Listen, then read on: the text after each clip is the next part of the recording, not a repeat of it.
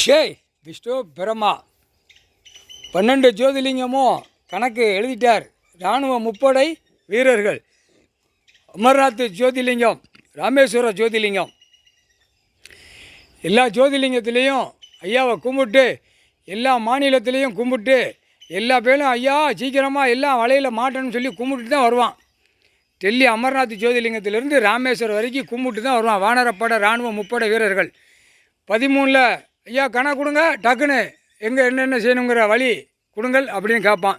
அந்த கணக்கு அப்போ கொடுப்பார். இப்போ அரசியல்வாதி டெல்லியிலேருந்து தமிழ்நாடு வரைக்கும் நாற்காலி சேரில் உட்கார வைப்பார். இப்போ நாற்காலி சேர்னா தமிழ்நாட்டில் ஒருத்தனை நாற்காலி சேரில் உட்கார வச்சுட்டார். அமைச்சரை உட்காந்துட்டானா நாற்காலி சேரில், அவன் உட்காந்து நாற்காலி சேரில் உட்காந்து நாடிக்கேட்டு போட்டு, நாடிக்கேட்டு போட்டோமா கணக்கு வந்துருச்சா, இப்போ நாடிக்கேட்டு கட்டி நாற்காலி சேரில் உட்காந்து செய்தி வாசிக்கான். அது அநியமாக இனிமேல் எல்லா அமைச்சர்களும் டெல்லி டு தமிழ்நாடு வரைக்கும் முதலமைச்சர் பூரா வீல் சேரில் உட்கார வச்சுருவார். உட்கார வச்சு தான் அணுகணுகா சித்திரவதைப்படுத்துவார். அப்படித்தான் படுத்தி தான் ஒன்று க்ளோஸ் பண்ணணும். இந்த ஜெம்மத்தில் முக்கால் சத்தியம் போட்டுக்கோ, புரிஞ்சுக்கோங்கடா, போட்டாச்சுடா கணக்கு. அவன் பொண்டாட்டி பிள்ளையெல்லாம் வீல் சேரில் உட்காரோம். அரசியல்வாதி குடும்பம் பூரா வீல் சேரில் உட்கார வைப்பார். 10,000 கோடி உள்ளவனை வீல் சேர் இன்னைக்கு போட்டார். இப்போ பூரா எலும்புச்சம்பளம் கனியை வீசுதார். எரிஞ்சிக்கிட்டே இருக்கார். எரிஞ்சு கீழே இறக்கிடுவார்.